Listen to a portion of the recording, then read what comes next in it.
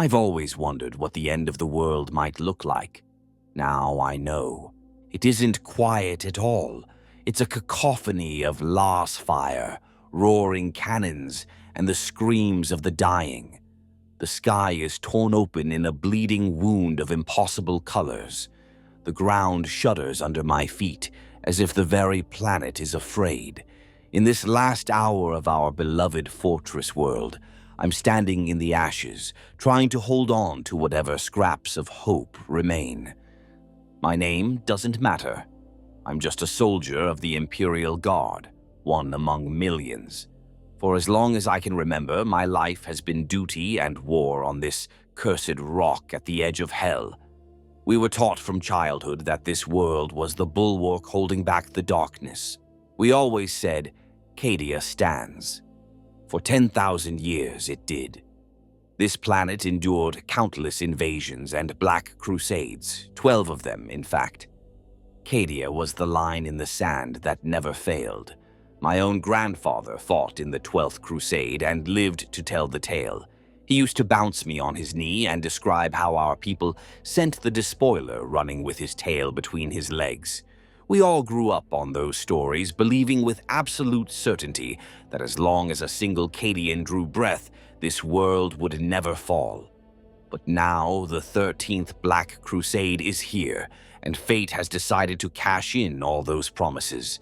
I'm crouched in the shattered ruins of a bunker, my back pressed against cracked plascrete that was supposed to last 1,000 years. My hands are slick with sweat and blood as I clutch my last gun. The weapon's barrel is hot, its charge pack nearly spent. I have maybe 2 packs left. The rest were emptied into the hordes of traitors that tried to overrun us an hour ago. Every breath is a reminder of how the world around me is dying. Smoke, promethium fumes, ozone from discharge of energy weapons, and underneath it all the cloying sweet char of charred flesh. I spit out grit and blink hard to clear the sweat and grime from my eyes. Not sure if the wetness on my cheek is blood, mine or someone else's, or the oily rain that started to fall from the poison sky. It doesn't matter. All around me is a wasteland of broken Aquila standards, spent shell casings, and the torn bodies of friends and foes. In the cratered no-man's land ahead, I can make out shapes moving through the smoke. Twisted silhouettes shamble and lurch, traitor guardsmen and cultist fanatics, maybe even things far worse, picking over the corpse of my regiment. A few hours ago, we were a proud company holding this sector of the line. Now, Emperor knows how few of us are left. A dozen, maybe 2, are scattered in shell holes and behind collapsed walls, taking whatever cover we can find in this blasted field, strewn with the remains of those who held it before us. To my left, one of those remains is what's left of Trooper Halko, one of my squad mates. He's slumped against a pile of rubble, staring sightlessly at the bruise-colored sky. Half of his torso is just gone. Ragged flesh and cracked armor, all that's left where a shell hit. I try not to look at his face as I reach over and gently pull a fresh last gun charge from the pouch on his belt. "Sorry, friend," I mutter hoarsely. "I'll make it count." Halko and I joined the Guard on the same day, fresh-faced fools dreaming of glory. We survived years of hell together on 6 battlefronts.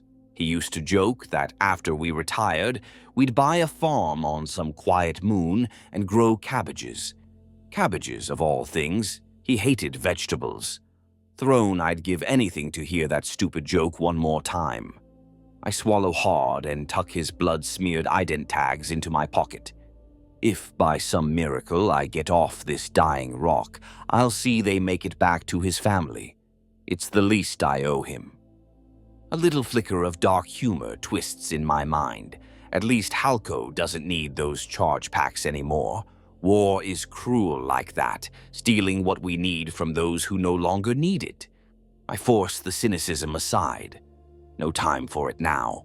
I slam the fresh power pack into my last gun and peer over the jagged wall for a heartbeat, surveying the battlefield.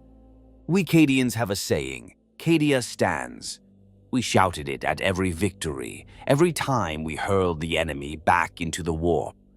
It was our battle cry, our prayer, our defiant creed. Cadia stands. Even when every other damned thing fell apart, Cadia stands. Well, I'm looking around at the burning wreckage of our proud casters and mighty defenses, and I'm not sure what's left to stand at all. This world is dying under our boots. Maybe that saying was never about the stone and steel of our fortresses. Maybe it was about us, the people willing to fight and die here. If that's true, then perhaps Cadia still stands in some bitter way. The planet might break before we do. I allow myself a grim, bitter smirk at the thought. Wouldn't that be the last joke on the universe? The planet breaking before we do. It might just happen at this rate. A burst of static crackles in my ear, my squad's Vox speed miraculously still functioning. Through the distortion and noise, a voice is shouting, urgent and indistinct. Fall back.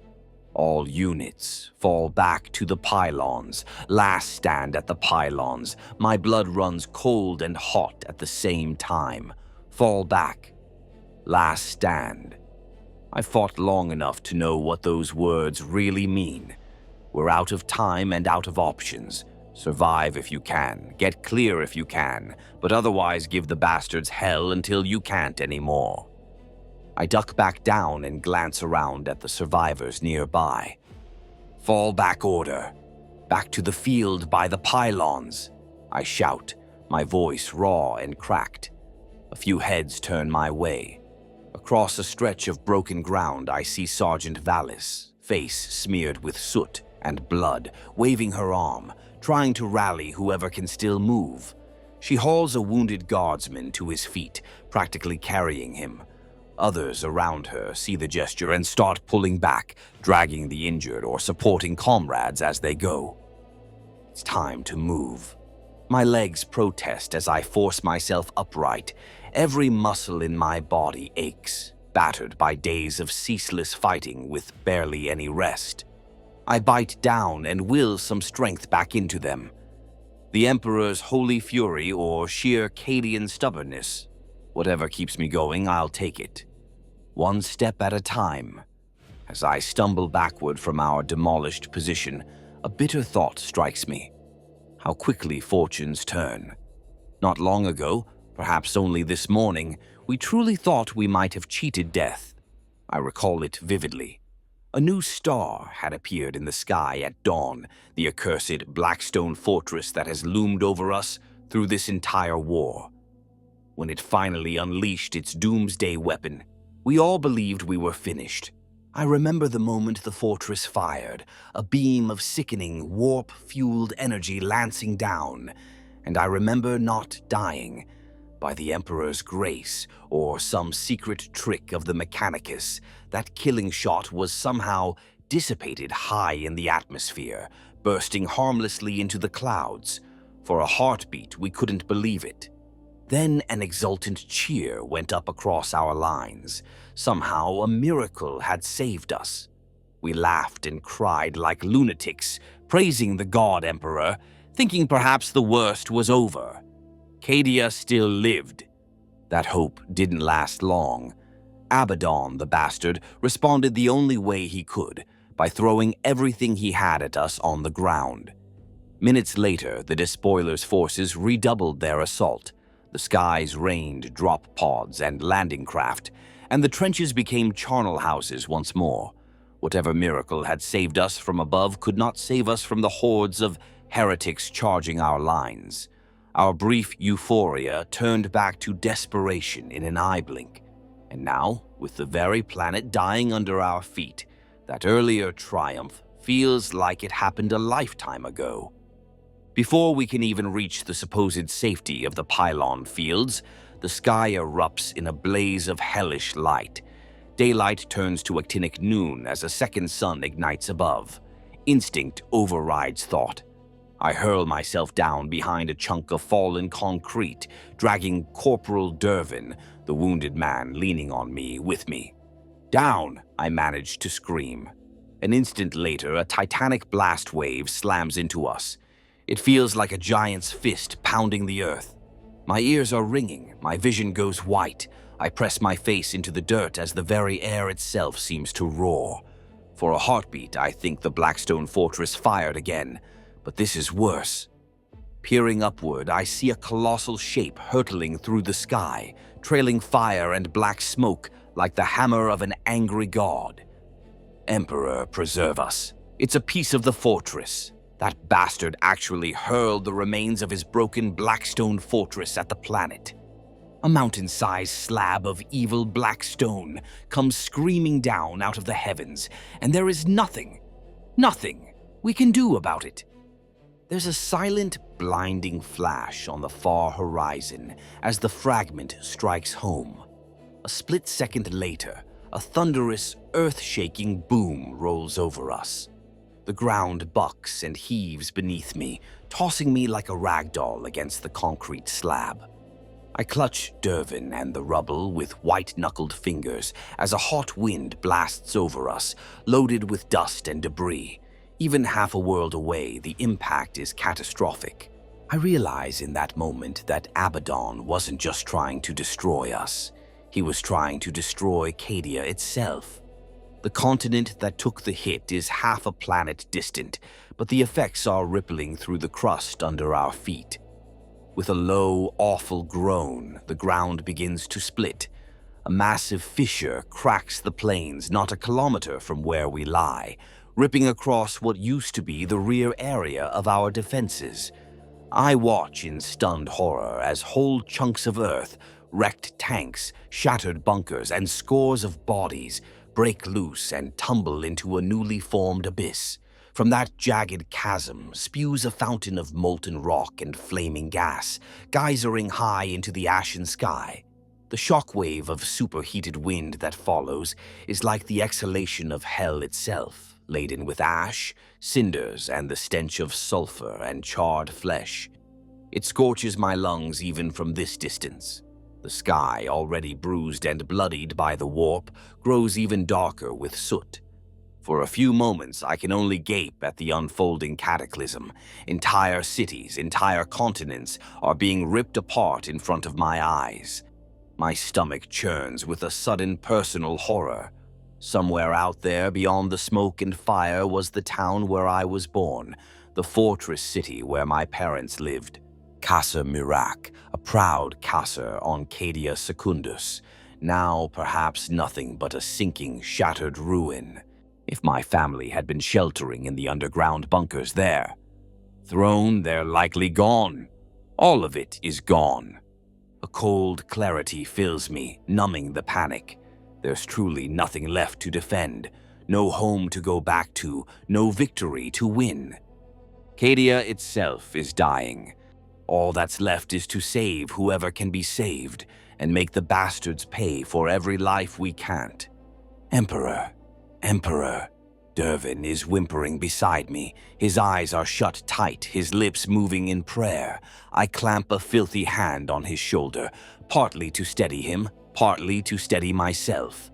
There's no atheism on a battlefield's final day. Both of us are mumbling half-remembered litanies under our breath. The ground is still shaking, but I know we can't stay pinned down forever. We have to move or we'll be swallowed by this collapsing landscape.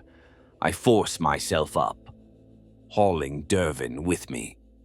My ears are ringing and my head swims from the blast, but adrenaline shoves me forward. The pylons, I focus on that.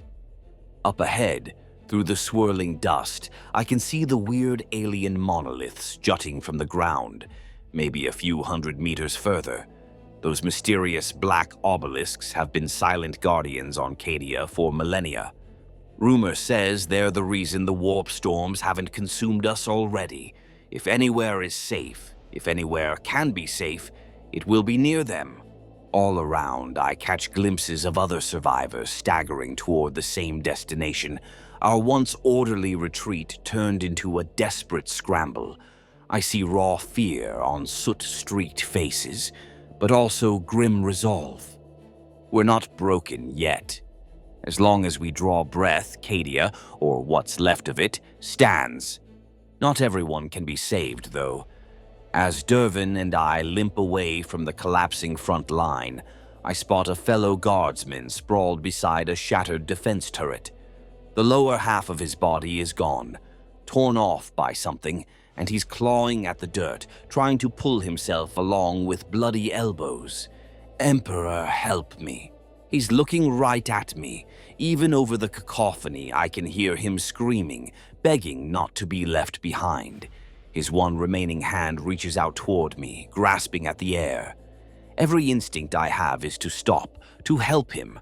But I'm already half carrying Dervin, and the ground behind us is literally falling apart. My throat tightens. "I'm sorry," I whisper, voice cracking as I force myself to keep moving.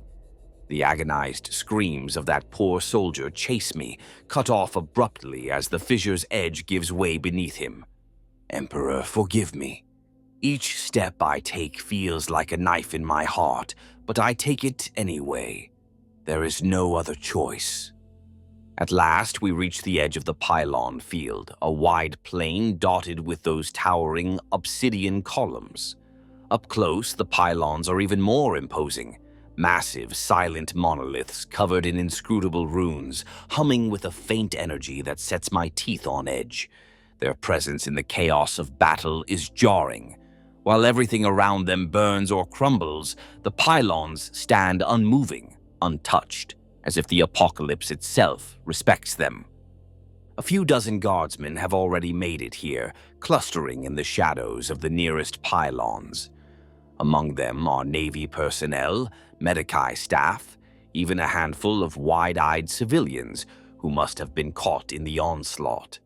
A commissar with a torn greatcoat and blood running down his face is barking orders, trying to corral the disorganized mass into a defensive perimeter. "Form up! Rally on me! You will hold this ground!" he roars, bolt pistol raised high. Fear and shock visibly give way to discipline in some of the soldiers at the sound of that iron-hard voice. Tattered squads begin to reform, taking up firing positions facing outward toward where the enemy will be coming from. For a brief moment, I feel a flutter of that old Cadian pride. We may be beaten, but we're not broken yet. I half-drag, half-carry Dervin toward a low stack of discarded munition crates near one of the pylons. Gently, I prop him up against the side of a crate so he can sit. "Hang in there, Dervin," I murmur. His face is ashen, sweat streaking through the grime. The makeshift bandage on his severed arm is soaked through red. As I fish in a medpack for a fresh gauze wrap, I can't help noticing what spilled out of the broken supply crates around us. Pamphlets and tin cups of all things. I let out a bitter, humorless laugh. The Departamento Munitorum, in its infinite wisdom, must have thought we'd appreciate fresh drinking cups and uplifting propaganda in our final hours, instead of, say, ammunition or medical kits. Typical. Our last supply drop a few days ago was just as absurd. We begged for grenades and power cells, and Command sent us boxes of new unit banners and cans of green paint to touch up our helmet insignia. As if a fresh coat of paint would stop a bolter round. Someone in the rear must have a twisted sense of humor. Shaking my head, I turn back to Dervin's wound. He's starting to fade, eyes unfocused. "Stay with me, soldier," I say, trying for a firm tone. I tear a strip of cloth from a fallen officer's torn coat and tighten the tourniquet around Dervin's upper arm. He gasps in pain, which at least means he's still got some life in him. Thanks," he stammers, managing a weak grin. "Thought we were supposed to stand and die, not run." "Change of plans," I answer, forcing a smile of my own. "Seems they want us to die somewhere else." Dervin actually chuckles, a wet, painful sound, then winces. "Figures," he murmurs, and closes his eyes, conserving strength. Around us, more stragglers are straggling in every minute. I see a squad of scions, elite stormtroopers in black carapace armor, marching with crisp purpose despite the chaos, forming up to reinforce the firing line. They herd along a cluster of bewildered civilians, mostly support staff, some families, women, children, the elderly, pale and trembling but alive. One stormtrooper gently sets a little girl down and presses a canteen into her hands before turning back to watch for the enemy. Not far from them, a pair of tech priests in soot-stained robes chant binary prayers over a damaged field vox unit, trying to raise someone, anyone, in orbit. The image is surreal. It feels like a final tableau at the end of the world. High above, aircraft streak in. At first I flinch, fearing they're enemy fighters, but no, these are ours. Naval Aquila landers and bulk lifters, their undersides flashing with the beacon lights of rescue. They roar in low over the pylon fields, retro thrusters blazing as they prepare to set down. Emperor bless them, they actually came for us. I can hardly believe it. After weeks of holding on by our fingernails, salvation is finally descending from the sky. We might live through this after all. The first lander touches down not far from me, boarding ramp already dropping. A Navy officer leans out, waving frantically. "Come on, go, go!" Around me, soldiers start urging the civilians and wounded to their feet, directing them toward the waiting craft. A few panicked souls break and run for it, but the commissar quickly fires 2 bolt rounds into the air, ordering them back into line. Incredibly, they listen. Terror or discipline or both keep them in check as they begin filing toward the ships in some semblance of order. I help Dervin up, slinging his good arm over my shoulders. Time to get him evacuated. He's earned his ticket off this rock 100 times over. All around, desperate clusters of guardsmen and support crew push toward the landing zones as more ships settle down in clouds of dust. The shriek of hydraulic pistons and the whoosh of thrusters nearly drown out the cacophony of battle in the distance. Nearly, but not completely. Over the thunder of evacuation, I hear a new sound, a rising din from beyond our perimeter. The foul war horns of chaos blare in the distance, and my gut clenches. The enemy isn't going to let us slip away so easily. They're coming. Of course they are. "Incoming! Enemy sighted!" The shout goes up from the makeshift defensive line. A ragged volley of lass fire crackles out into the dust-choked air as our perimeter troops open fire on shapes moving beyond the pylons. I grit my teeth. "Emperor, just give us a few more minutes. That's all we need to get these people out." "Go!" I bark at a nearby Navy medic who's supporting a hobbling PDF trooper. "Get to the landers, now!" The medic nods and half-carries the wounded man up the ramp of a waiting cargo hauler. Around me, the evacuation is in full swing, engines revving, crew chiefs shouting manifest numbers, frightened civilians being hauled into flyers by determined armsmen. It's chaos, but at least it's our chaos. On the edge of the landing zone, I see a mother with 2 young children, the trio huddled together in terror. They're hesitating, afraid to dash across open ground to the ship amid the gunfire. I curse under my breath and shove Dervin toward a Navy crewman at the ramp of the nearest lander. The crewman grabs him and pulls him aboard. "Come on, Guardsman," the Navy man shouts to me, extending a hand. I take a step back, shaking my head. "I'm not coming."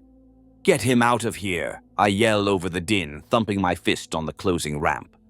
The Navy man looks stunned, but there's no time to argue.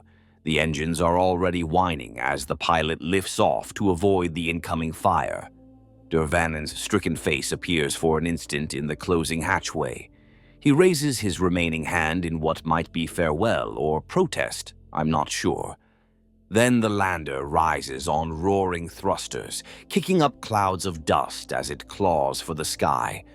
One more transport away, one less chance for me to leave. I don't care anymore.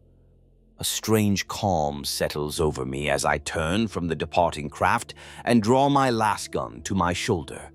This moment, buying time for others to escape, is what all my years of service have led to. Not glory, not accolades, just duty. If the price of getting those civilians off-world is me never leaving this ground, so be it. In that realization, I find a kind of peace.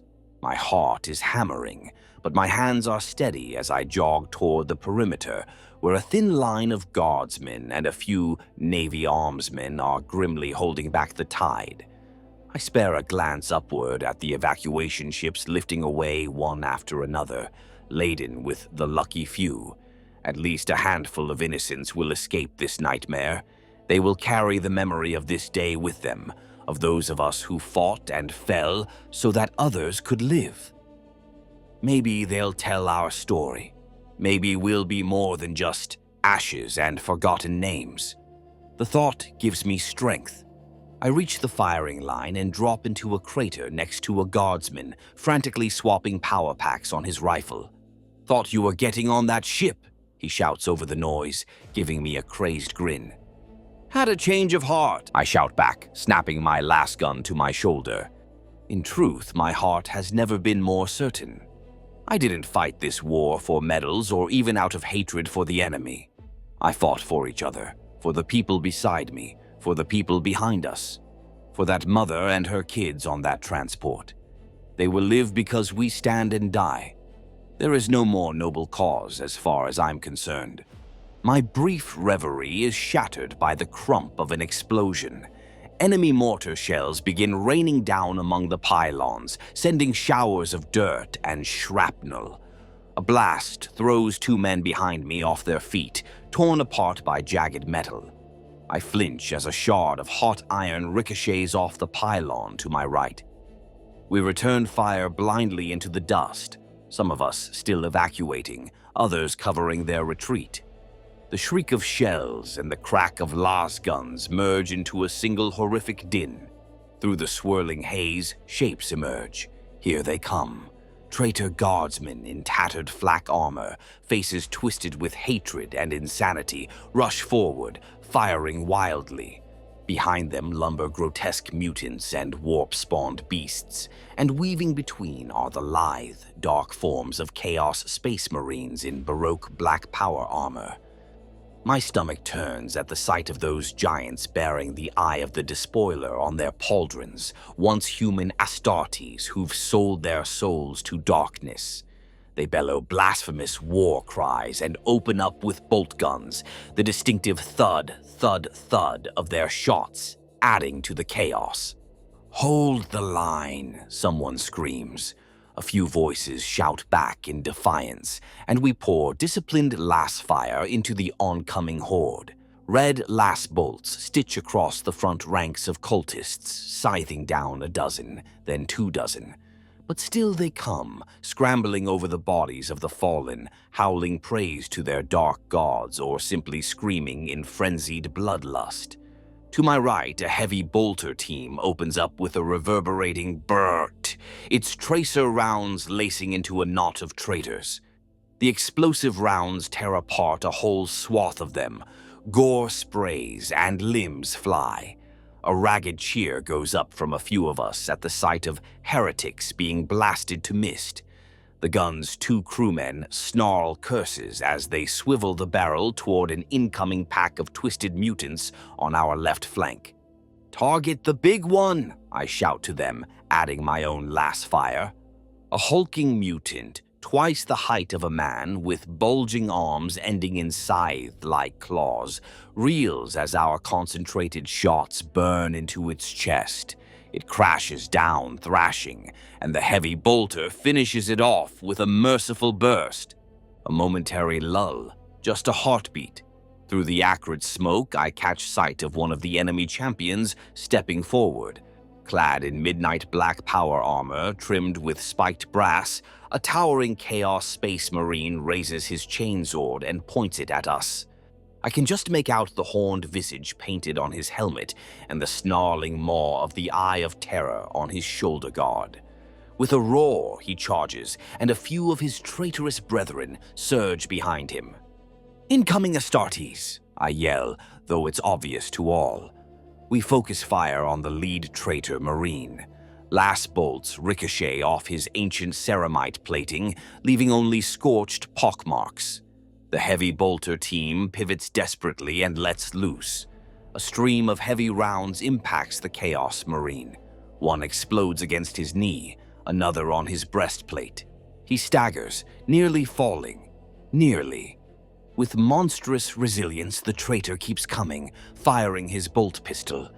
I hear a scream as one of our men takes a bolt round to the chest, exploding him from within. Emperor's mercy. "Take him down! Take him down!" I snarl through gritted teeth, firing shot after shot. At last, a lucky hit. One of the heavy bolter's rounds catches the enemy warrior at the exposed neck joint of his armor. Blood, black and oily, spurts from the rupture. The traitor Marine topples like a felled tree, finally dead. A ragged shout of triumph goes up from our line. We killed one. In that moment, it feels like anything is possible. That's when the warp hounds fall upon us. I barely register the blur of red flesh and brass before a creature pounces onto the heavy bolter emplacement. It's like a nightmare made real, a flesh hound of corn, all gnashing fangs and burning eyes. It clamps its jaws around the head of one of the heavy bolter crew, and there's a sickening crunch. The gunner's scream cuts off abruptly. His loader, panicked, swings the heavy bolter's barrel toward the beast, but another hound leaps onto him from the side, bearing him to the ground in a flurry of claws. With a furious yell, I break cover and sprint toward the thrashing melee. "Die, you warp-spawned filth!" I snarl as I shove my lasgun's muzzle against the first hound's flank and pull the trigger. The snap crack of the lasgun is accompanied by the stench of burning demon flesh. The creature shrieks and whips around with supernatural speed, tail smashing into me and sending me sprawling. I hit the ground hard, my lasgun flying from my grasp. The flesh hound is on me in an instant, its hot, slavering breath fogging my visor. I struggle to keep its snapping jaws away from my throat, my hands locked on its muscular neck as it snarls and snaps inches from my face. My fingers scrabble desperately at my belt. Grenades. I have one left. The hound rears back for the killing bite, and in that half-second I slam the activation stud on my frag grenade and ram it into the demon's gaping maw. Its fiery eyes widen in animal surprise. Then boom! The grenade detonates, blowing the hound's head and most of its torso into smoking chunks. I'm thrown backward, ears ringing again, as pieces of infernal flesh rain around me. When I stagger back to my feet, only the creature's hindquarters remain, twitching in the dirt. My own body is peppered with a dozen small cuts from bone shrapnel, and one of my arms is bleeding freely. But I'm alive. I wipe gore and blood from my face with a trembling hand. Emperor, that was too close. My lasgun lies a few meters away, coated in demon ichor. I snatch it up and stumble back toward our defensive line. The heavy bolter team is gone. Both crew lie mauled and motionless. The gap in our line is quickly filled by a knot of Navy armsmen and a couple of battlefield surgeons clutching las pistols. We exchange nods, no time for words, and turn our weapons on the next wave of foes charging through the smoke. Over the cacophony, a new sound builds, a low rumble that I can feel in my bones. At first, I think it's another earthquake, but as the ground beneath my boots starts to thud rhythmically, realization dawns. Treads, heavy treads, and lots of them. The smoke ahead parts to reveal an enormous shape clanking forward, a Baneblade super-heavy tank, one of the enemy's captured engines of war. Its hull bristles with cannons, and atop its massive turret, the main gun, large enough to obliterate a building in one shot, swings to target us. Painted across its armored prow is a grotesque demonic face in red and black, the mark of chaos. "Emperor, save us," someone breathes. "We have nothing on the ground that can stand up to that behemoth." The Baneblade's secondary guns are already flashing, heavy bolters chewing up the earth. An ear-splitting boom rings out as its forward demolisher cannon fires point blank, vaporizing a chunk of our firing line and the unfortunate souls in it. In a heartbeat, the defender's resolve wavers. I feel it, the tendril of panic at the edges. How can we fight a tank the size of a hab block with rifles and faith? Somebody, possibly that commissar, shouts, "Stay at your posts! Hold, damn you!" But I see a few guardsmen edging back, terror on their faces. The Baneblade's gargantuan turret gun elevates, preparing to unleash destruction on our evacuation zone. If that gun fires among the clustered civilians and shuttles behind us, it will be a slaughter. I grit my teeth. We have seconds at best. Along our line, last fire pings futilely off the Baneblade's thick armor. A missile from an anti-tank team streaks out and hits the side of the tank with a flash, only scorching the paint. The massive turret comes to bear on us. I whisper a final prayer, squeezing my last gun tight. This is it. Suddenly, with a grinding of gears, the Baneblade shudders to a halt. What? I blink through the smoke, unsure if my eyes are deceiving me.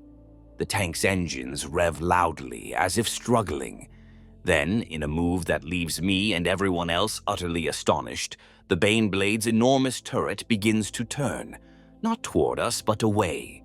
The great cannon swivels and depresses, aiming back in the direction it came from. With a thunderous report, the Baneblade fires, but instead of blasting our lines, its shell screams past our perimeter and detonates among the advancing chaos horde beyond. I gape, jaw hanging stupidly. Whispers of disbelief ripple through our troops. "Is it on our side now?" one of the Navy armsmen yells, incredulous. The Baneblade's sponson heavy bolters open up, and to our shock and delight, they're mowing down traitor cultists by the dozen. Through my magnocular visor, I catch a strange glint atop the tank, a flash of green light at the command cupola, and a fleeting silhouette of something, not human, skittering off the back of the turret. I have no idea what I just saw. A trick of the light? Some new heresy? Whatever it is, the Baneblade has inexplicably switched allegiance, at least for the moment. "Emperor's teeth! Take advantage of it!" I roar. Laughter, wild and euphoric, bubbles out of my throat as we all seize the moment. We redouble our fire into the enemy lines, cutting down the heretics now caught in a deadly crossfire between us and their own renegade tank. The traitors falter, their charge thrown into confusion. They didn't expect their Baneblade to betray them, and it's cost them dearly. "Perhaps the Emperor truly is with us," I hear one of the Medici cry out, hope surging in his voice. I find myself believing it too in that moment. When the very machines of the enemy turn on them, what else could it be but the hand of the God Emperor? Our jubilation is short-lived. A new sound, deeper and more malevolent than any before, rolls across the battlefield, a rumbling growl that seems to set the very air on edge. From the swirling red-black clouds above, something huge descends, landing beyond the Baneblade with a ground-shaking crash. My blood runs cold as the dust clears, and I see it. A hulking demon prince, a greater servant of the dark gods made manifest. Emperor, protect us. The monstrosity stands at least 3 times the height of a man, its skin armored in brass and blood-red scales. Great horns curl from its head and vast bat-like wings drape from its shoulders. In its clawed fists it grips a gargantuan war axe, the blade dripping with sizzling gore and etched in runes that hurt the eye. The demon throws back its horned head and roars, a sound of pure fury that shakes the rubble under our feet. For a fraction of a second, every gun falls silent. Terror washes over us. We've fought traitors, cultists, even lesser demons. But this is power beyond our means. This is a creature that could rip tanks in half and laugh. Some of our soldiers break and run despite the Commissar's threats, unable to withstand the sight of it. The demon prince charges forward, closing the distance with terrifying speed. A squad of brave Cadians turns their guns on it, sending lasts and plasma shots flaring around its horned skull. The prince barely seems to notice. With one sweep of its massive axe, it cleaves through those guardsmen as though swatting insects. 3 men are cut apart in a single swing, their upper bodies simply gone, nothing left but spraying blood and collapsing legs. A psyker in our midst lets out a wail and drops to his knees, no doubt overwhelmed by the creature's psychic aura of dread. A wave of exultant howls rises from the Chaos Horde. Seeing their dark champion unleashed, the enemy redoubles their assault. The traitors and cultists surge forward around the daemon, spurred to new fervor. Our line is buckling now, our hard-won moment of hope threatening to collapse into despair. Fear claws at my insides. How in the name of terror are we supposed to stop that? And then, from above us, salvation comes. At first, it's just a glow, a golden light piercing through the billowing clouds of smoke and warp mist. It grows brighter, descending rapidly. I squint upward, heart pounding with sudden, inexplicable anticipation. The light takes shape, resolving into a feminine figure wreathed in a halo of brilliance. White armor gleams with gold filigree, and great ethereal wings of pure light spread from her back. In her hand, raised high, a sword blazes like a miniature sun, its flames casting pure, warm radiance across the darkened battlefield. For an instant, I wonder if I've gone mad, if this is some final hallucination before death. But no, the cries of astonishment and joy from those around me prove that I'm not the only one seeing this. An angel is descending among us. "The living saint," a voice cries out in awe. Awe is right. I can scarcely breathe as she lands amidst our tattered ranks. Glimmering sandaled feet touch the scorched earth, and she rises from her half-crouch with wings spread wide. Her face is youthful, beatific, eyes burning with righteous purpose. I know her name, everyone does. Saint Celestine, the living saint of the Emperor. A holy avenger of legend here in the flesh on our field of battle. For a heartbeat, we are struck dumb. Then a new elation surges through the survivors. A roaring cheer, equal parts primal and devout, erupts from every loyal throat. A miracle fights beside us now. Celestine does not hesitate. With a single beat of her shining wings, she launches herself at the demon prince. She is on him in the span of a thunderclap, catching the hellbeast off guard. Her burning sword slashes in an arc of pure light, carving deep into the demon's axe-wielding arm. The monstrous prince howls, ichor spraying from the wound that sizzles under the holy blade. The saint's arrival is like a shockwave of hope rolling through our lines. Every weary, terrified defender around me stands up straighter, grip tightening on their weapons, eyes alight with sudden fervor. For the first time in what feels like eternity, I feel genuine hope blooming in my chest. Warm, golden, and absolute. "For the Emperor," someone cries, and 100 voices join in an echoing chorus. "For the Emperor!" With renewed zeal, we throw ourselves back into the fight. Last fire rips out in disciplined volleys, cutting down heretics who, moments ago, had us on the brink of defeat. To my left, an old veteran with tears in his eyes is bellowing prayers as he rapid-fires his last gun at the enemy. To my right, a Navy armsman and a Cadian guardswoman share a feral grin and charge forward with bayonets into a knot of dazed cultists, skewering them with glorious shouts of praise to the God Emperor. The Saint's presence is like a shock of adrenaline to the heart of every loyal soul here, and she is not alone.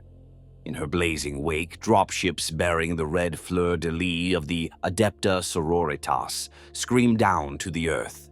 Ramps crash open and squads of battle sisters in ebony power armor surge out, bolters already spitting righteous fury. They chant hymns of battle at the top of their lungs, their voices amplified by speaker grills, haunting, beautiful hymns that drown out the enemy's obscene curses. One group of sisters charges past me, their leader, a canoness with a shattered eye lens in her helmet, raising a chainsword high as she calls, "No mercy for the heretic. Drive them back into the void." We lesser guardsmen rally and follow them, adding our own shouts to the battle hymn echoing over the pylon field. Off to my right, a towering war machine strides forward with a blaring war horn. A knight titan of the Adeptus Mechanicus, adorned in the red and white heraldry of House Tyrannus. The knight's heavy feet churn the earth as it barrels into the fray, its multi-barreled cannons unleashing thunderous booms. I watch in amazement as it stomps a traitor-armored vehicle, flat with one titanic foot, and cleaves a corrupted walker in twain with a swing of its giant chainsword. The knight's arrival triggers fresh cheers. With such a metal giant fighting on our side, how can we lose? It is glorious. For a few fleeting minutes, the tide of battle truly turns in our favor. Under the Saint's divine leadership, the defenders of Cadia, Guard, Navy, Sisters, Knight, everyone, press forward in a counterattack. We retake a dozen meters of blood-soaked ground, then 24 more. The heretic horde, caught by surprise and hammered on every side, begins to waver. Demons shriek as they are banished by holy promethium and blessed bolter rounds. A sister of battle strides past a burning chimera, her flamer spewing cleansing fire over a pack of slavering warp beasts, reducing them to ash. Beside her, another sister, blood streaming down her scalp from a wound, raises a golden aquila and bellows, "In the God Emperor's name!" Our troops rally to her cry, redoubling their efforts. I find myself laughing through my tears as I fire shot after shot into the staggering enemy. This isn't a fight anymore. It's a rout. We're going to win. Emperor above, we might actually win. But chaos is nothing if not cruel. Even as the thought of victory crosses my mind, a new terror crashes into our midst. From the swirling dust behind the enemy's lines, a squad of massive figures advances in unison. Terminator-armored traitors, their silhouette unmistakable. They are like walking tanks, each twice the height of a man and nearly as wide, moving with ponderous inevitability. Leading them is a giant clad in Baroque armor of midnight black, trimmed with gold, a draping cloak of flayed skin fluttering behind him. In one hand he bears a flaming sword as tall as I am, in the other an immense claw crackling with malevolent energy. A halo of dark glory, fashioned like a spiked crown, rises above his horned helm. My blood turns to ice. Abaddon. Even before the name forms on my lips, an aura of dread washes over the battlefield. The Chaos troops, who moments ago were reeling, now rally with manic fervor at the sight of their dread war master. Abaddon the Despoiler has come, personally leading his Black Legion elite into the fray. His laughter, a deep, resonant mockery, rolls over us, and I feel the hairs on my neck stand up. So this is how it ends. Not with us triumphing by miracle, but with the universe's greatest heretic striding in to snatch victory away. Saint Celestine does not hesitate. With a beat of her wings, she launches herself across the battlefield toward Abaddon, determined to cut off the head of the snake. She and the War Master collide with a crash that seems to make reality itself shiver. Holy blade meets demon-forged sword, and a spray of sparks like miniature stars rains around them. Abaddon swings his talon of Horus, the claw crackling with black lightning, and Celestine nimbly darts back, the claw only shearing a few feathers from one golden wing. They trade blows with incredible speed and skill, the Saint a blur of light, the War Master a whirlwind of darkness. Shockwaves from their duel ripple outward, toppling chunks of masonry and sending lesser combatants sprawling. For a moment, all we can do is watch, transfixed. With bated breath, I witness Celestine parry a blow that could have bisected a Baneblade, her blade of saintly fire holding against Abaddon's screaming demon's sword. She riposts, slashing a glowing arc that cuts into Abaddon's breastplate, drawing sparks and an enraged snarl from the despoiler. The ground at their feet scorches and cracks from the sheer force and unholy energies. The two figures rise into the air as they battle, the Saint's wings beating, Abaddon's ascent propelled by some fell sorcery or jump pack. I cannot tell. Celestine's voice rings out, clear and strong even above the din. "You shall not have this world." Abaddon's only reply is a wordless roar of fury. They soar out of our line of sight, locked in combat, disappearing behind a veil of smoke and warp-lit darkness beyond a distant ridge of collapsed hab blocks. The last I see of them is Celestine delivering a blazing downward strike and Abaddon raising his claw to meet it, their weapons caught in a blinding clash of light and shadow. Then they are gone from view. We can only pray that when the air clears, it will be the Saint who still draws breath, and not the monster. On the ground, the rest of us are still very much in the fight of our lives. With the Saint chasing Abaddon, the demon prince she had been fighting lies cleft in twain, its sundered corpse slowly dissolving into oily mist. But scores of lesser threats remain. The Black Legion Terminators stomp toward us, their combi bolters chugging death. I dive behind a wrecked chimera as fluorescent green bolts stitch across the space I'd occupied a heartbeat before, blowing apart a cluster of Navy ratings who weren't fast enough to take cover. One Terminator wades through a storm of lass fire, raises a heavy flamer, and bathes a knot of our soldiers in liquid promethium. Agonized screams rise as men and women are immolated where they stand. "Fall back! Hold the evac site!" The order comes down the line as our last fallback instruction. The evacuation. Those ships are our only priority now. We have to protect the landing zone at all costs, or everyone left here is lost. Inch by bloody inch, we give ground, forming a shrinking ring of desperate defenders around the remaining loading shuttles. A Navy Valkyrie dropship, engines damaged and sputtering, tries to lift off overloaded with panicked evacuees clinging to its sides. As it rises, a lucky missile from the enemy streaks in and punches through its cockpit. The Valkyrie explodes in a fireball mid-air, raining flaming debris and charred bodies onto the field. I feel the heat wash over my face, and my heart sinks. Each ship lost means hundreds left behind. Still, others get away. I see the massive form of an Arc Mechanicus bulk lander, the last evac ship from the Adeptus Mechanicus contingent, boosting upward with flames belching from its retro thrusters, its hold presumably packed with retreating tech priests, wounded soldiers, sisters, even a towering night suit clinging to its mag clamps.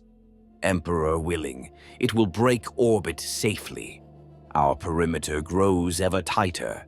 The ground rumbles and cracks, Cadia literally dying beneath us, and reality itself is going mad. Warp rifts flicker in and out of existence all around, swirling with sickly light. Through one tear in the veil, I glimpse twisted forms scrabbling to emerge, lesser demons by the score, drawn by the slaughter. Many of them are cut down by the hail of fire from our remaining heavy weapons, or vanish as the pylon's unknown energies interfere with their manifestation. But I know it's only a matter of time before the warp spills fully into this place. The pylons are failing. Several of them have toppled or gone dark, and each time one falls, a fresh wave of insanity washes over us. "This is it," I shout to whoever can hear. "Hold this line." Buy them time. There's hardly a line left, truth be told. Just pockets of courageous fools standing against the incoming tide, determined to sell their lives dearly. I plant myself behind the wreck of an Atlas recovery vehicle, joining a knot of Cadian shock troops firing in disciplined 3-round bursts at the advancing Terminators. One by one, the giants fall, overwhelmed by massed volleys or brought low by point-blank melta-blasts from our last remaining special weapons. Each one that collapses is met with a ragged cheer, but we pay for it. Emperor, do we pay? The traitor elite do not die easily. They gun down scores of us as they advance, and when one of them falls, another steps over his corpse to continue the onslaught. Somewhere to my left, I see the Night Titan from House Tyrannus stagger. One of its legs has been severed at the knee by concentrated fire and warp sorcery. With a groan of tortured metal, the noble war machine topples to the ground, crushing a pack of feral cultists beneath its bulk as it falls. Its pilot triggers a last act of spite, a plasma overcharge that causes the Knight's reactor to blow in a blazing sphere of blue-white fire, taking a cluster of enemy tanks with it in the explosion. The ground heaves, and for a moment a quiet falls as friend and foe alike reel from the blast. When the smoke from the shattered Knight clears, all that remains is a heap of molten scrap and a giant crater. Another of our last mighty heroes. Gone. We're down to our final redoubt, perhaps only 50 meters across, a rough circle of burning ground and piles of corpses marking its edges. Here, around the charred skeleton of what was once a Valkyrie, and under the looming shadow of one remaining intact pylon, the survivors of Cadia make their stand. Perhaps 200 of us still hold weapons, forming a ring of steel and fury around the remaining evacuation zone. Inside that ring, I see the very last shuttle lifting off, its thrusters spitting fire as it claws for the sky, overloaded to the point of barely moving. A rain of autogun rounds patters against its armored belly, and a rocket streaks up to detonate against its engine cowling. But with a stutter, the shuttle continues to rise. Those souls are away. 2.5 million Cadians evacuated, I heard later, out of over 850 million. Emperor, have mercy. But there's no time to mourn. The enemy is upon us one final time. Give them everything you've got, I shout, my voice somehow audible in the din. At this point, it's not about tactics or orders. It's will against will. And though we are exhausted and few, our will is unbroken. We unleash a last furious fusillade. Bolter, lasgun, plasma, grenade. Every remaining weapon pours death into the onrushing foe. I see traitor guardsmen blown apart, mutants incinerated, a gibbering chaos spawned, bisected by overlapping fields of fire. On the right flank, a screaming mob of cultists charges directly into a withering volley from a cluster of sororitas and Cadian Kasurkin, and they're cut down to the last man, never reaching our line. On the left, a chaos hellbrute, a grotesque fusion of machine and maddened traitor Astartes, smashes through our makeshift barricade, flailing its power scourge. It crushes a Navy officer into paste, but before it can do more, a meltagun team pops up from cover and reduces the hellbrute to molten slag with a point-blank blast. victory and loss in equal measure, measured in meters and seconds and lives. I find myself back to back with the battle sister, her black armor chipped and scarred, her white hair matted with blood. She's chanting the litany of the Emperor's judgment as she fires round after round into a pack of plague-ridden marauders advancing on our position. I join in unconsciously, shouting through hoarse lungs, "Though we walk through the valley of the shadow of death, we shall fear no evil, for the Emperor stands with us. His light is our torch, our faith is our armor." The sister responds in kind, her voice strong and unwavering. Together with a dozen other voices around us, we bellow, "The Emperor protects." In that moment, I believe it with every fiber of my being. The Emperor protects. He has sent us his angel to watch over our final hour.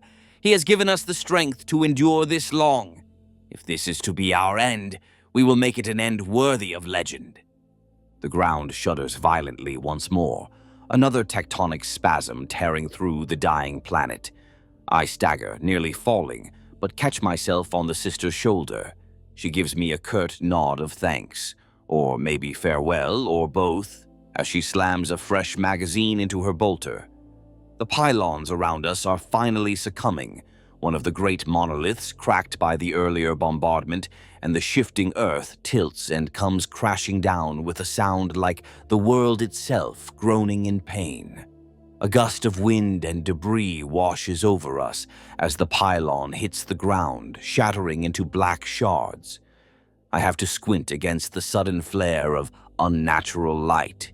The fall of the pylon triggers a flicker in the arcane field it was projecting. In the sky above, the great warp rift of the Eye of Terror pulses, as if sensing its moment of triumph at hand. Reality is just hanging on now. The air is alive with an eerie keening, and flickers of sickly light dance across our vision. Demons slip in and out of being at the edges of our sight, no longer needing a summoner to manifest now that the pylon's influence is fading. One of those demons, a thing of claws and shadows, lunges at the sister beside me. She whirls with inhuman reflexes, her chainsword coming to life in her hands. "Die, abomination!" she cries, carving the creature apart. The demon's ichor sizzles on her blade, and she lets out a righteous laugh, turning back to the fight. I hear a wet thunk and a gasp. The laughing sister suddenly staggers, a massive barbed spear jutting grotesquely from her abdomen, impaled from behind. Over her shoulder, a towering figure in spiked Terminator armor wrenches the impaling halberd free from the sister's gut and kicks her dying body aside. A Chaos Terminator, bearing the crooked lightning bolt symbol of the Black Legion, looms over me, growling. How in the throne did he get this close? Probably under cover of the pylon's fall and swirling dust, time seems to slow. I see the multi-barreled muzzle of a combi bolter leveling toward my face.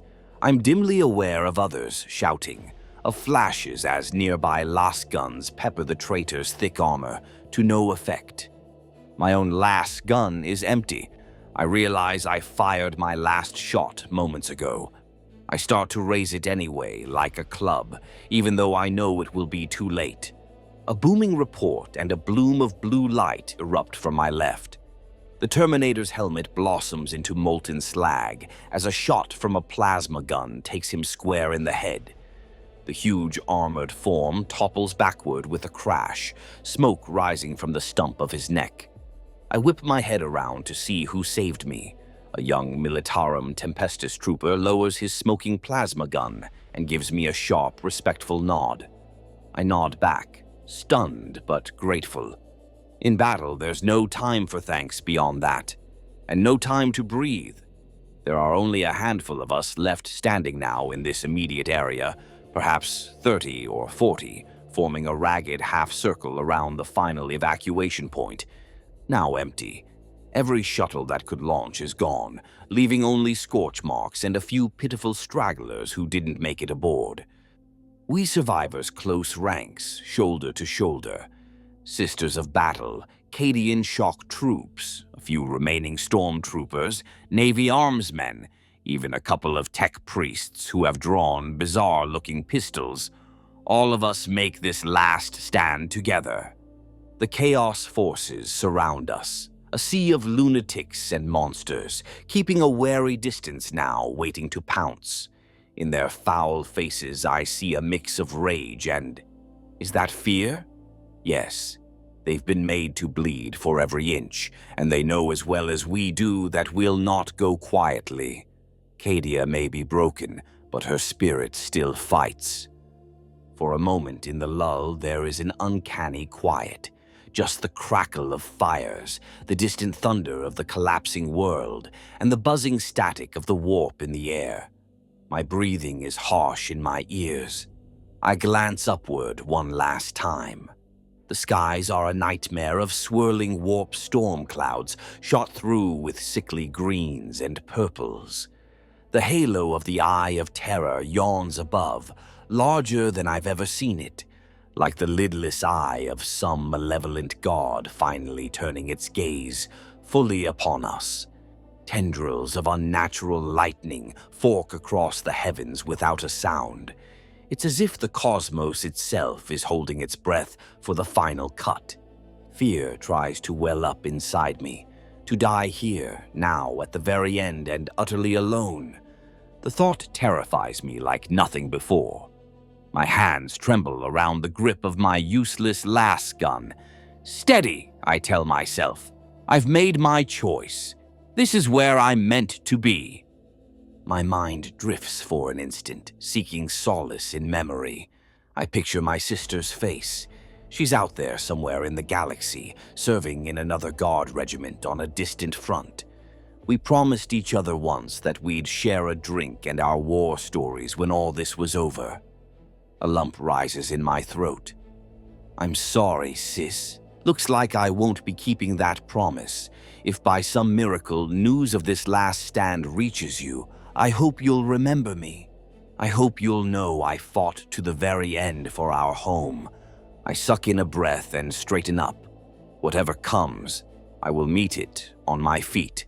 Around me, the others do the same.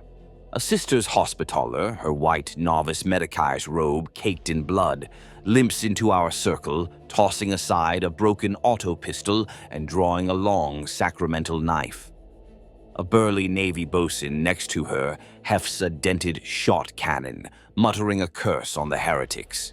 We exchange looks, tired, resolute, fatalistic.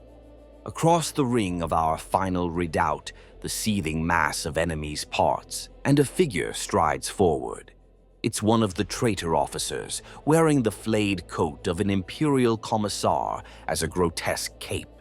His face is a nightmare of scars and unnaturally glowing eyes. He raises a stolen megaphone, and his voice, amplified and guttural with corruption, rasps out over the corpse-choked field. Cadia has fallen, fools. Lay down your arms and submit to the true gods, or be wiped out. A rumble of hungry anticipation echoes from the assembled horde at his back.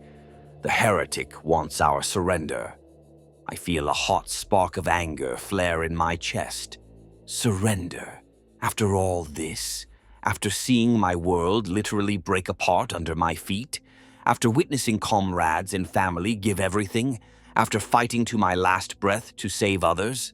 Never. Apparently, I'm not alone. Sister Superior Verma, one of the surviving sororitas leaders, steps forward out of our circle, her armor cracked, an eye missing and covered by a strip of cloth, but her bearing as proud as a living statue. She raises her bloody chainsword on high. "Cadia stands, you filth!" she roars, with every ounce of her righteous fury.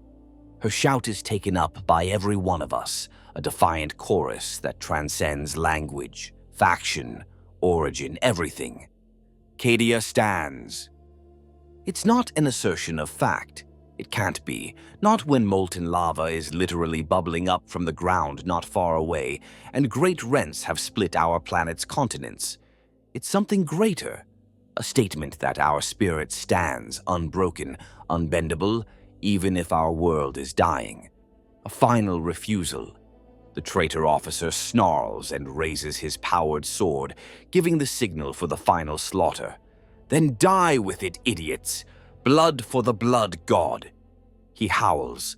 The horde surges in on us from all sides, a tidal wave of hatred and bloodlust.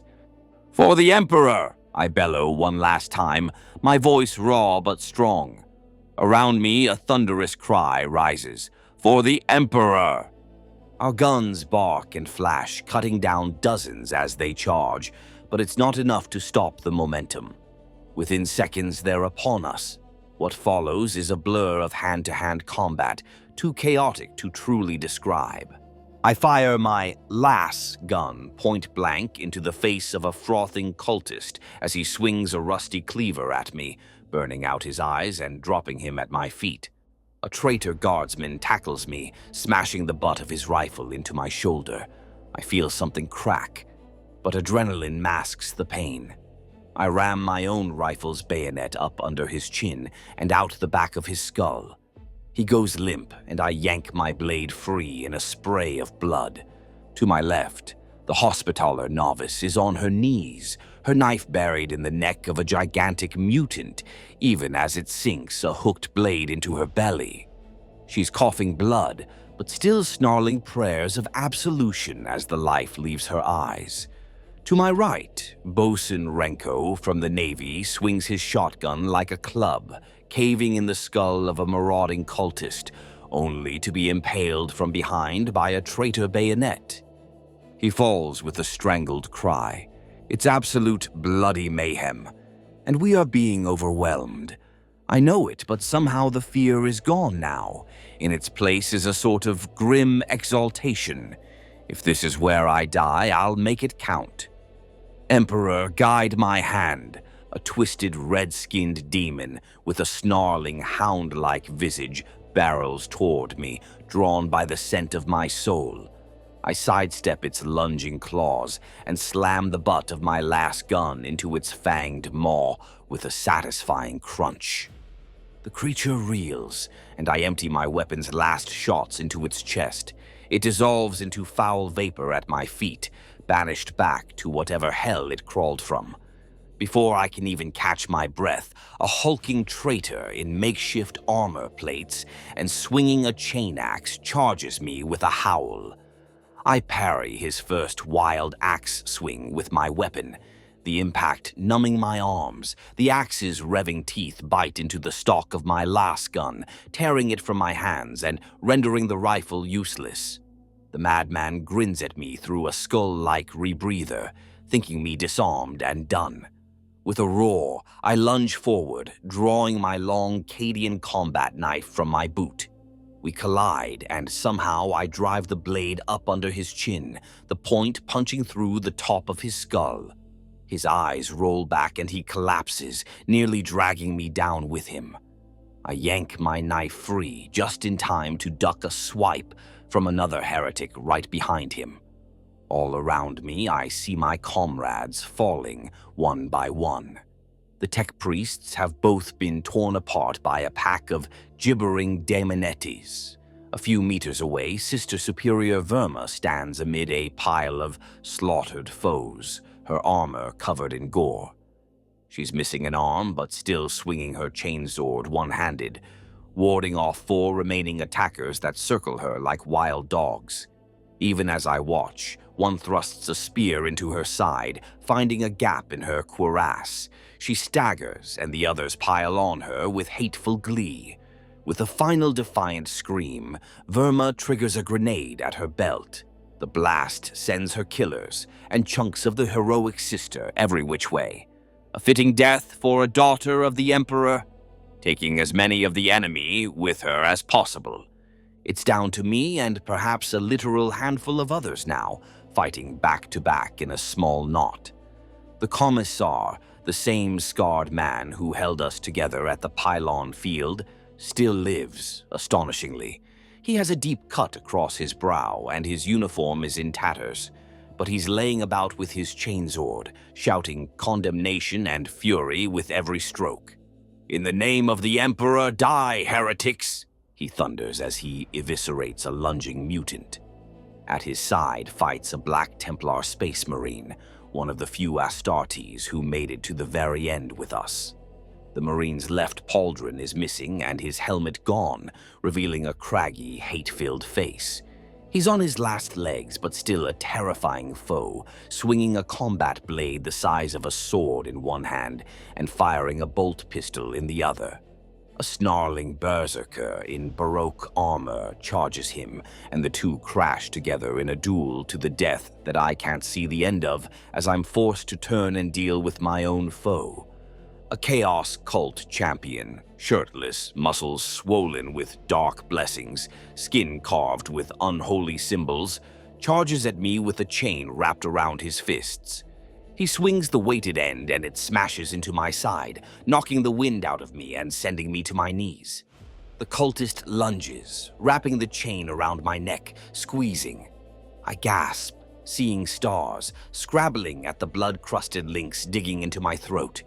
His face is pressed close to mine, eyes wide with murderous ecstasy, hot breath reeking of blood.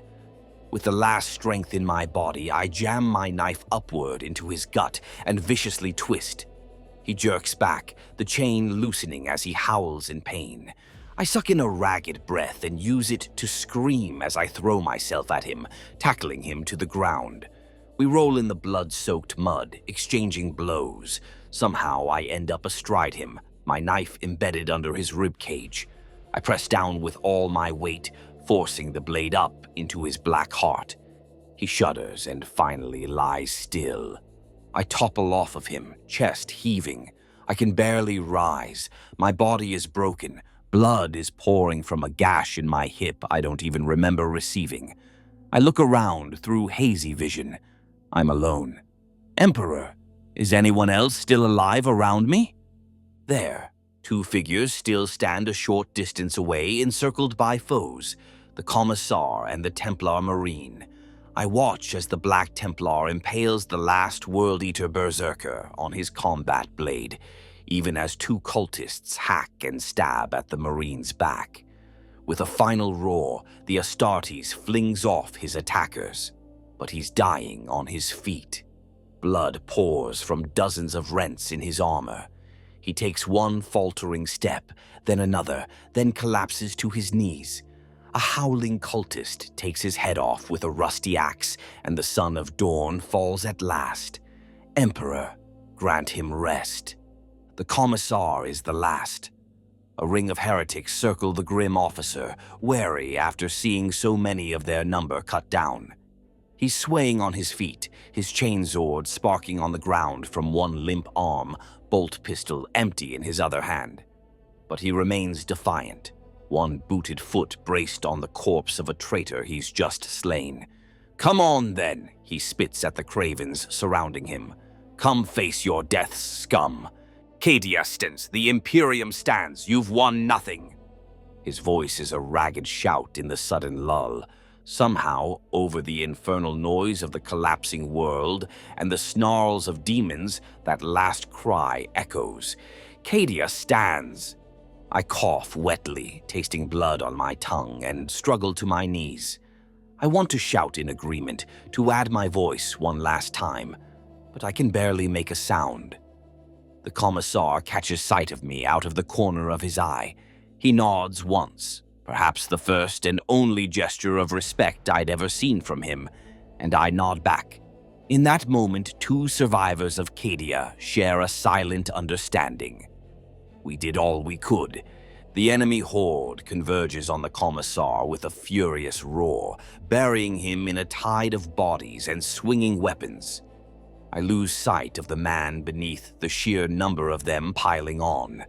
There's a gurgling scream, abruptly cut off. I know he's gone.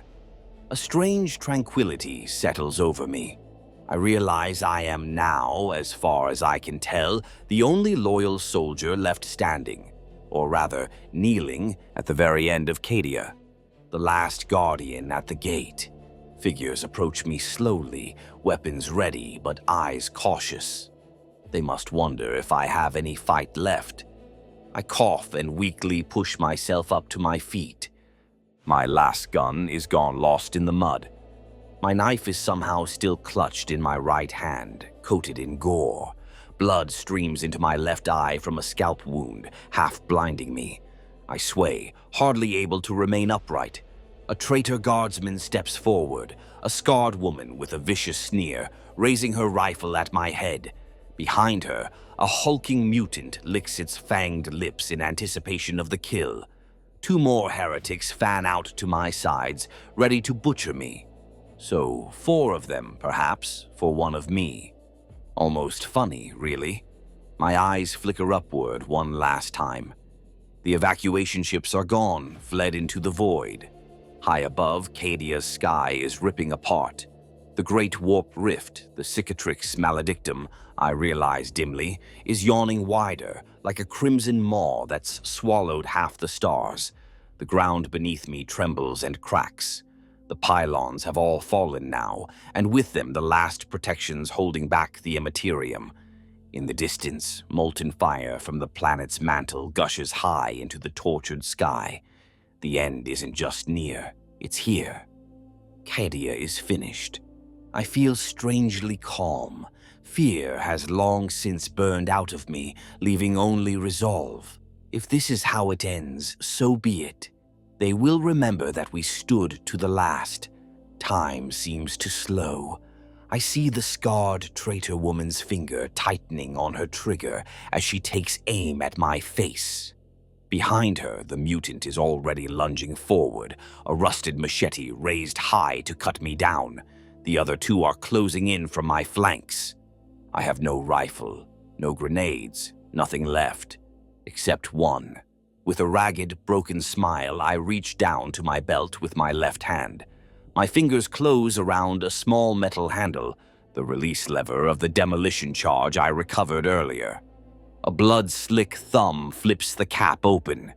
The traitor woman's eyes widen as she realizes what I'm about to do. For Cadia, I whisper, and then with my last breath, I howl out, Cadia stands.